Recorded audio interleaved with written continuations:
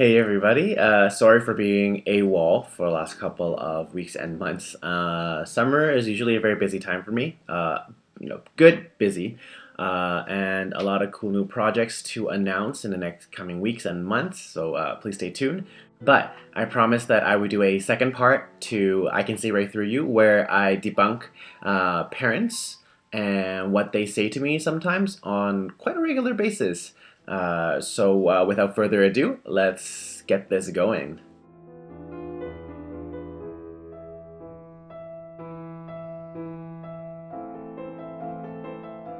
I can understand once in a while if you were to forget that your son or daughter had lessons and they ended half an hour ago, that, it's all right once in a while. But, I think after a while, your kids are going to realize that coffee is more important than getting them on time so they can go home. Kids are quite impressionable, so they're going to pick up on this quite quickly.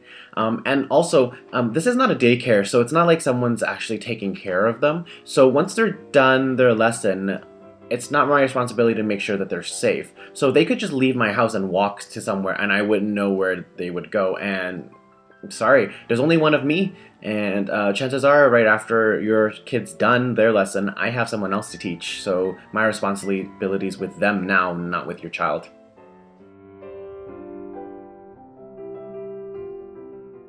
So this is something that happens a lot more often, I think, hopefully on the West Coast, especially in Victoria, than anywhere else. But hopefully, maybe you guys can relate with me. But a lot of people like to go on vacation, like just short vacations, weekend vacations, especially to Vancouver. Because it's so nice and close and it's a nice getaway for just a weekend.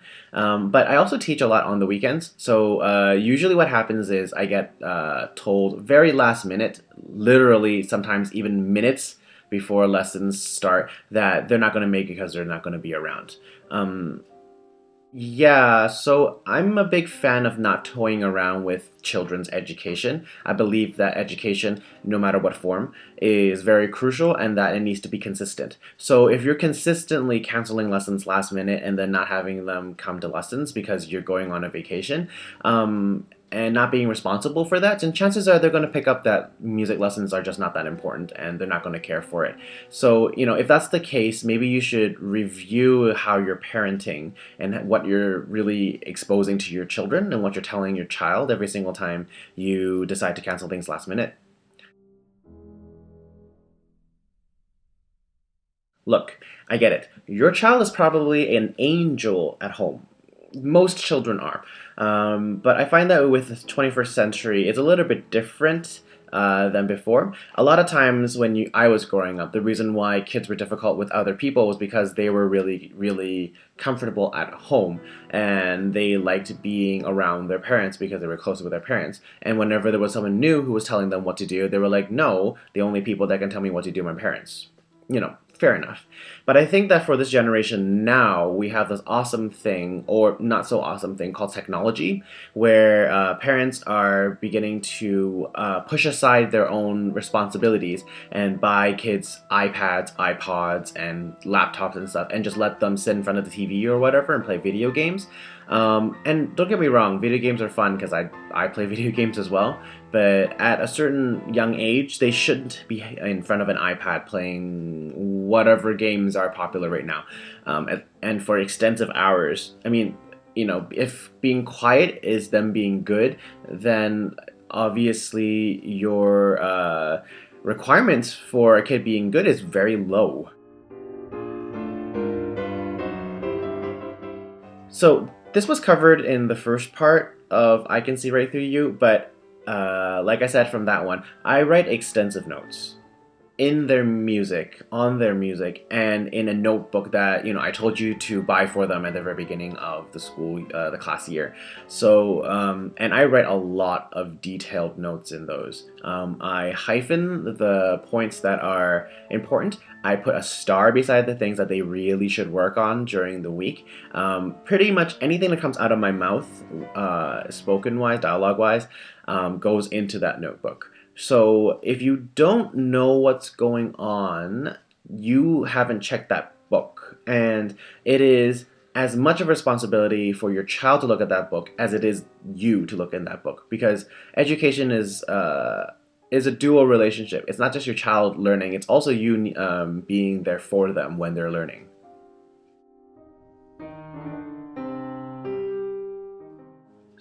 So, not understanding what was covered in class, I I can sympathize with that, because not everybody has a musical background. So, it's okay to not understand some of the jargon that's happening. But chances are, unless you are just starting off with lessons um, with your child, if you've done a couple of years, you should know what some of these things mean. And if you don't know, why did it take so long for you to contact me? I mean, you should have my number, right? And if you don't have my number, why don't you not have my number? Most of the kids, I think, that I teach have at least one or two or three ways of contacting me. So it's not a matter of, not being able to contact me. It's just maybe you being too lazy.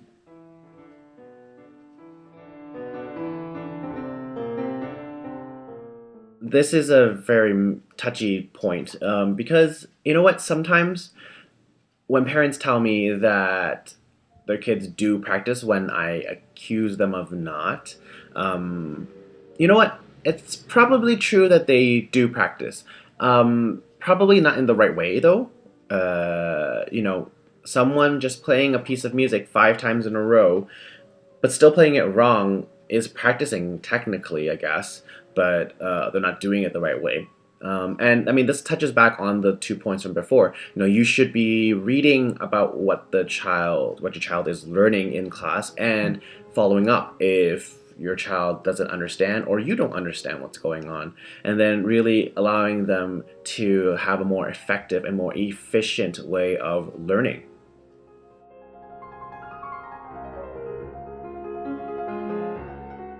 So I'm sure a lot of my friends out there who are teachers really dislike this point. I get it that you have a notion that you're paying me for an hour's worth of lessons. And you know what? Frankly speaking, I would love to give your child 60 minutes of fully attentive, fully embraced, and immersive teaching.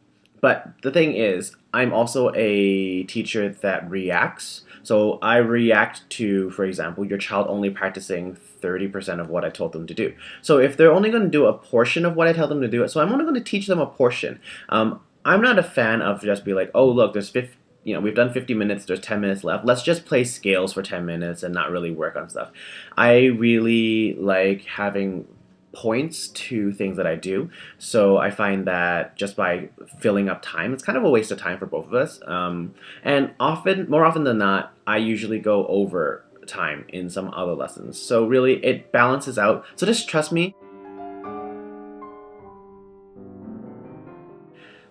Yeah, this last thing really breaks my heart because I mean, I grew up not having much, so piano was the only thing I could do.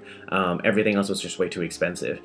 So my parents really couldn't afford anything. But I learned a skill. I learned to be able to be confident in something, and I find that with this new generation of parents, that you seem to just want to flood your child with extracurricular activities and just take up every bit of their free time, and so then that way they just don't have free time. They're constantly tired, they're constantly bombarded with material that they have to keep on learning and make sure that they learn better and better and better every single time. um, I support the parents' abilities and choices to allow their kids to do more than one extracurricular activity, but I'm a strong believer in giving each child one thing. Just one thing that they're really, really good at. And if you can give them that one thing that they're super, super good at, then they're going to be prepared for the rest of their lives. Because giving them confidence in one thing is going to give them confidence in trying out other things. But if you're just telling them to do 8 or 10 things in a week and they're just going to be sort of okay with it, then they're not going to learn that confidence, because they're just going to learn that being mediocre and everything is okay. And mediocrity sucks. So, perhaps think about what you're telling your children when you're flooding them with stuff. Like, are you telling them that they're just not good enough, that they have to be good at everything in order for them to be loved by you or find more confidence? Or is it a crux for yourself? Like, do you just not want to parent them, so you're flooding them with stuff so you don't have to see them most of the day?